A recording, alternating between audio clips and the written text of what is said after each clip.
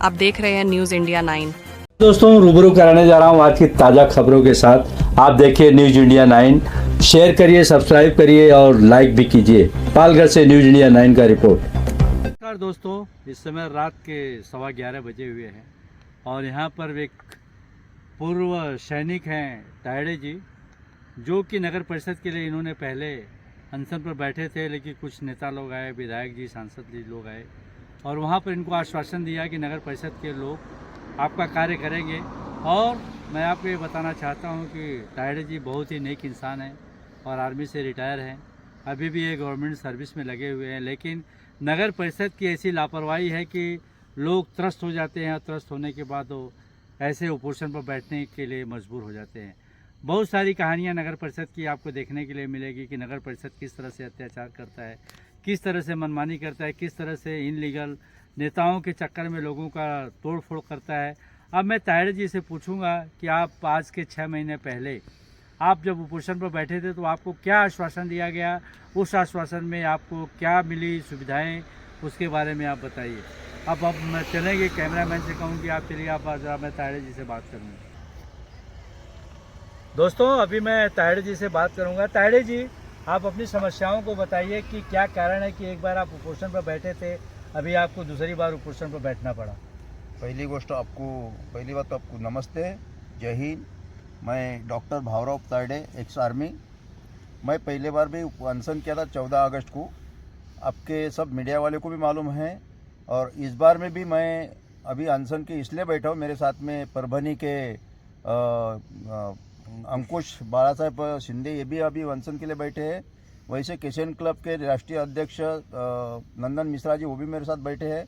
लेकिन इसलिए बैठे हैं कि जो 14 अगस्त को मुझे नगर परिषद के शिवों ने और जो विधायक हैं आमदार गावित साहब, कुंदन संके साहब, उज्ज्वला काड़े माजी नगर अध्यक्ष, आरपीआई के सुरेश जाधव, उसके बाद में बहुत सारे अपने जितने भी विधायक है वो वहाँ पे थे, उन्होंने आश्वासन दिया है कि अगर ये नगर परिषद के शिवो, इनको भी आश्वासन दिया कि इनका जल्दी से जल्दी काम करवा दो। उन्होंने हाँ बोल दिया और उन्होंने गावित साहब ने ये भी बोला है कि अगर वो नगर परिषद नहीं करेगी तो पैसा मैं भर दूंगा। इस वजह से मैंने आश्वासन देने के बाद अनशन छोड़ दिया है। लेकिन उसके लिए 6 महीना हो गया है, उन्होंने खाली एक गवर्नमेंट को लेटर भेजा है अभिप्राय के लिए, लेकिन 6 महीने से अभी तक मुझे कोई आउटपुट मिला नहीं है। इसके बाद मुझे ये सोचना पड़ा कि ये अभी मेरा कुछ काम होने वाला नहीं है, तो मैंने ये 23 तारीख से मेरा अनशन चल रहा है। आज का मेरा तीसरा दिन है, अभी थोड़ी देर के बाद चौथा दिन चालू होने वाला है। कुछ देर के बाद प्रजासत्ताक दिन भी चल रहा है, जो सैनिक के लिए जो पूरे भारत देश में पूरे मान लेते हैं, ऐसा प्रजासत्ताक दिन भी है। और मुझे लगता है कि जो मेरे ऊपर जो अन्याय हुआ है वो नगर पालिका ने किया है। अभी जब मुझे घर बांधने की परवानगी नगर पालिका ने दी है, उसके बाद में ओसी भी उन्होंने दी है। जब ओसी दिया तो उन्होंने मुझे डिमांड लेटर दिया है कि घर टैक्स भरने के लिए 2009 में मैंने घर टैक्स भरा है। बाद में मैंने 2011 में उनको एक अर्जी किया है कि मुझे सैनिक के लिए घर टैक्स माफ़ कर दो। अर्जी करने के बाद कुछ सालों के बाद फिर मैंने 2014 में उनको एप्लीकेशन दिया है, तभी भी उनका कोई रिप्लाई नहीं है। लेकिन अभी जब मैं 23 को उनके पास गया है कि सर मेरा एप्लीकेशन जो आया था मुझे कुछ तो भी दे दो, नहीं तो मुझे कहाँ माफ़ किया वो दिखाओ। मैं उनको एप्लीकेशन लेके गया है कि जो मेरा पिछला जो बिल भरा हुआ है उन्होंने दफ्तर से पूरा हटा ही दिया है। बोले हमारे दफ्तर में इसकी नोंद ही नहीं है। मैंने बोला ठीक, ऐसा कैसा हुआ कि उन्होंने जब मेरी एक प्रॉपर्टी दूसरी जगह पे थी, उन्होंने उधर 2 प्रॉपर्टी दिखाया। यानी ये मनमानी इनका जो काम कर रहे हैं नगर पालिका, ये हो गया। अभी मैंने उनको ये भी पूछा है कि आपका हर साल में ऑडिट होता है, तो मेरा थकबाकी दिखाया क्या उसमें, तो वो बोलते नहीं दिखाया, आपका नंबर ही नहीं था। खुद ही उन्होंने कबूल किया है कि मेरे हमारे दफ्तर में नाम नहीं है। तो इसका मतलब इन्होंने क्या किया मेरे घर पट्टी का, क्या नहीं, मुझे ही मालूम नहीं है। लेकिन मेरा अभी ये कहना है कि यह सैनिक के लिए बहुत सारा ये अन्याय हो रहा है। अभी थोड़ी देर पहला पुलिस लोग आए हैं, मेडिकल वाले आ गए हैं, मुझे कोई बीपी नहीं है, कोई शुगर नहीं है, कोई बीमारी नहीं है, लेकिन मुझे दड़पशाही करके यहाँ से 4-5 पुलिस उठाने की कोशिश कर रहे थे, हॉस्पिटल में एडमिट करने की कोशिश कर रहे थे। लेकिन मैंने बोला मेरी इधर से डेड बॉडी भी जाएगा तो मैं यहाँ से हटूंगा नहीं जब तक मुझे न्याय मिलेगा नहीं। लेकिन अभी भी ऐसा है कि उनको कभी भी आ सकते हैं। अभी आज तक तो आज के दिन में कोई आया नहीं है। 23 तारीख से मैं बैठा है, तब से भी कोई आया नहीं, खाली वो निरीक्षक आता है, वो आके निकल जाता है। तो ये कारण से मैं ये सोच रहा हूँ कि सैनिक के लिए, जो सैनिक ने इतना गोली लिया है, हमारे वजह से ये लोग सो रहे हैं। कारगिल युद्ध मैंने किया है, लेकिन एक कारगिल युद्ध योद्धा अगर यहाँ पे अनशन के लिए बैठता है तो इससे बुरी, ये जो बुरी बात है, इससे कोई भी नहीं हो सकती है। अभी ये लाखों रुपए एक प्रजासत्ताक दिन के लिए वो लाइटिंग डेकोरेशन बनाते हैं, कहाँ का पैसा खर्चा करते हैं, लाखों करोड़ों रुपए घालते हैं, गमा देते हैं, लेकिन एक सैनिक ऐसा अनशन के लिए बैठता है, उसकी तरफ कोई देखता नहीं है, सब नजर करते हैं। लेकिन मेरी ये मांग है कि जब तक मेरे को न्याय मिलेगा नहीं, तब तक मैं यहाँ से अनशन छोड़ूंगा नहीं। और विधायक को मैं बोलता हूँ, या शासन को भी मैं ये बोलता हूँ कि जो भी मेरा हर टाइम में मेरा अनशन के लिए जो मेरा खर्च हो रहा है, ये नगर पालिका का वसूल हो रहा है, वो भी खर्च मैं इनसे वसूल करने के लिए मैं तैयार रहूँगा। और ये मेरा जो अन्याय हो रहा है, इन्होंने जब तक हटाएंगे नहीं, मरते दम तक मैं यहाँ पे अनशन चालू रहेगा। और वो भी भूख हड़ताल, पानी नहीं, खाना नहीं, कुछ भी नहीं, भूख हड़ताल से मैं यहाँ पे बैठूंगा। और मैं आपको इससे आगे कुछ सवाल पूछूंगा। तायड़े साहब, ये बताइए, आपका मुख्य मांग क्या है? आप क्या चाहते हैं? मेरी मुख्य मांग ये है कि 2011 से उन्होंने अभी तक मुझे कर बिल, यानी जो मांगनी डिमांड करते हैं, वो अभी तक मुझे 2011 से अभी तक दिया नहीं है।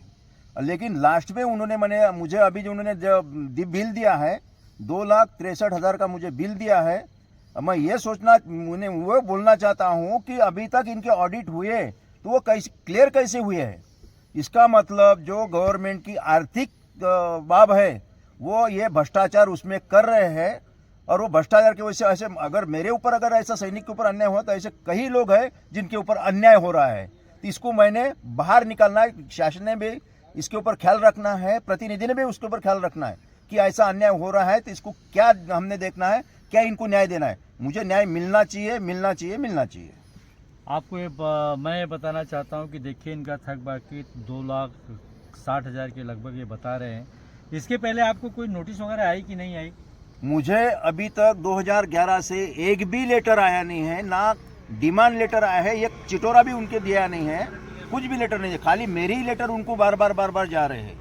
ये देखिए, नगर परिषद की मनमानी है कि किस तरह से नगर परिषद मनमानी तरीके से इनसे बिल वसूलना चाहता है। यदि आपका जो थक बाकी था, उसके पहले इनको नोटिस देना चाहिए, नोटिस के पास इनके ऊपर उचित कार्रवाई करनी चाहिए। लेकिन ऐसा कुछ नहीं हुआ। इनका कहना है कि एक बैग इन्हें 2,60,000 का इन्हें बिल दिया गया। इसके आगे आप क्या करना चाहेंगे? मैं इसके आगे यही बोलना चाहता हूँ कि उन्होंने जो गलती किया है, वो गलती करने वाले के ऊपर कड़क के कड़क सज़ा होना चाहिए।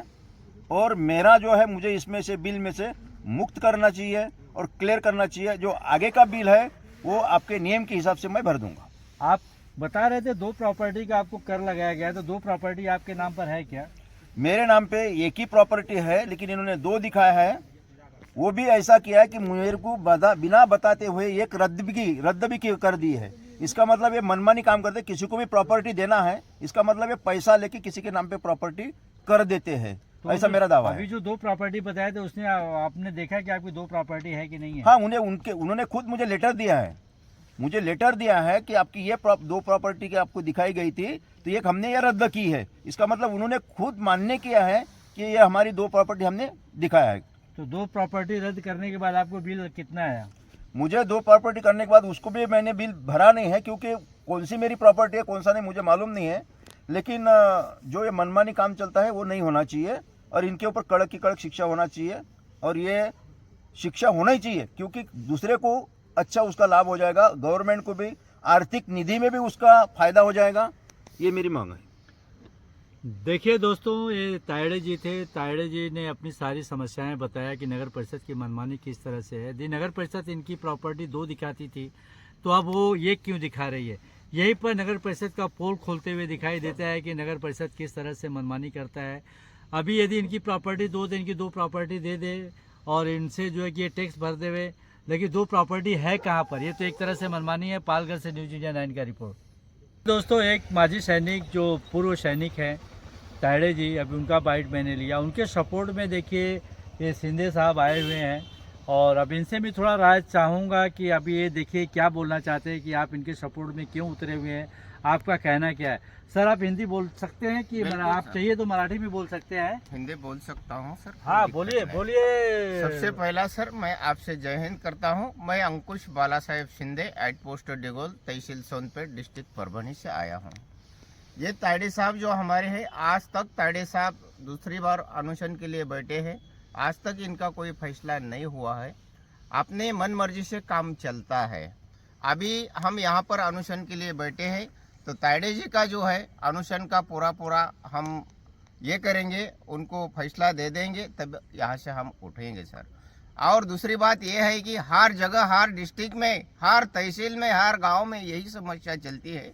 इस समस्या के लिए भी मैं आपसे बोलना चाहता हूँ, माजी सैनिक के लिए गृह मंत्रालय द्वारा हमको निश्चित किया गया है, जो कि हर तहसील में एक डिस्ट्रिक्ट के लिए हर तहसील से एक माजी सैनिक डिटेल किया है। जो सैनिक है, माजी सैनिक है, विधवा पत्नी है, उनकी जो भी समस्या है वो समस्या दूर करने के लिए हर महीने के 28-29 तारीख को डिस्ट्रिक्ट एसपी साहब के साथ हमारा मीटिंग होता है। वो मीटिंग के अंदर हम जो भी किसी का प्रॉब्लम है वो माजी सैनिक के तौर पर हम वहाँ पर बताते हैं, लेकिन कुछ काम नहीं होता है। तारीख पे तारीख यही काम चलता है। तो ये किस लिए हमको डिटेल किया गया है, किस लिए गृह मंत्रालय ने लेटर निकाला गया है कि भाई हम ये सैनिक, माजी सैनिक, वीर माता, वीर पत्नी का जो समस्या है, ये समस्या दूर करने के लिए हमको डिटेल किया है। तो वो हमारा काम जब मीटिंग के लिए जाते हैं तो हमें बताना चाहिए कि ये आपने प्रोग्रेस काम डेट दिया था, इसके ऊपर ये हमने कार्रवाई किया है, लेकिन हमें ऐसा कुछ नहीं मिलता है। इसीलिए ये तायडे साहब अनुशन के लिए बैठे। ये हमें पता चला तो मैं परभनी डिस्ट्रिक्ट से यानी 700 किलोमीटर दूरी से यहाँ तक इनको सपोर्टिंग के लिए आया हूँ। और ये तायडे साहब का जो है सच है, इन्होंने जो पोल खोला है सही खोला है और सही बता रहे हैं, यही मेरा कहना है। और इसके ऊपर आपने हो सके उतना अच्छी से अच्छी कार्रवाई करके उनको समझा देना है, उनको बताना है कि ये ऐसी समस्या माजी सैनिक का है। ये इतना बोल के मैं आपसे दोबारा जय हिंद करता हूँ। नमस्कार दोस्तों, देखिए बाला साहब, ये अंकुश बाला साहेब शिंदे साहब जी हैं और बड़े बखूबी इन्होंने बताया कि ये किस तरह से माजी सैनिक जो पूर्व सैनिक हैं उनके सपोर्ट में ये परभनी ज़िला से है। परभनी ज़िला यहाँ नहीं है, यहाँ से 700-800 किलोमीटर दूरी है, लेकिन एक सच्चा प्यार है, सच्चा लगाव है सैनिकों का। और सैनिक, जहाँ तक मैंने देखा है अपने जीवन में कि सैनिक ज़्यादा कोई कुछ ऐसे उल्टे सुल्टे काम नहीं करते हैं, इनका स्ट्रेट फॉरवर्ड काम रहता है। लेकिन ऐसे में अभी आज ये अटकी हुई बाजार है। देखिए अभी नगर परिषद इनके बारे में क्या करता है, क्या फैसला सुनाता है। ऐसे में नेता लोग भी क्या करते हैं कि अपनी ही राजनीति करते हैं या इनके बारे में कुछ सोचते हैं। और जो पूर्व नगर अध्यक्ष थे वो भी इनको आश्वासन दिए थे, उज्ज्वला काले मैडम जी। अभी उज्ज्वला काले मैडम जी का भी तायडे साहब ने नाम दिया। देखिए वो इनके सपोर्ट में आती हैं कि नहीं आती है। पालघर से न्यूज़ इंडिया 9 का रिपोर्ट।